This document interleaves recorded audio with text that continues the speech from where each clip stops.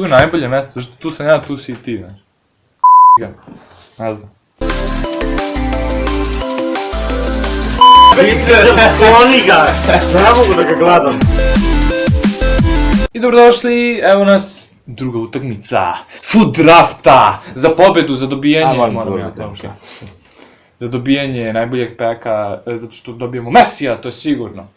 A šta ako dobijemo nekog usrednog igrača? Kako ćemo da završimo, šta ćemo? Igramo Alkaleć! Kale! Ima 1,5 zvezdicu, znači ako ih ne pobedimo, ovo je stvarno. A šta, Modrić. Modrić, a to si ti. Modrik. Sve sam ušao u nogi, ja stvarno ne znam. Idemo... Kalić. Alkaleć! Kod nas igra, ja? Da, mi smo domaćini. Može pas. Aj, jao! Fudbala, tog lepog! Jao! Fudbala, tog lepog! Pladan i... Oho! Oho, nema šuta! Javu ti jem! Gledaj sad! Jao! Ne može, ne mogu, pobedili smo, sve smo... Lewandowski! Modrik s Lewandowski, a kak, pa le, prvi šut. I onda drugi šut. Jebote! I onda treći udarac i gol. Mageti, Brusketi, sve igra, ali ne verujem da to kaže. Jao! Zdravo!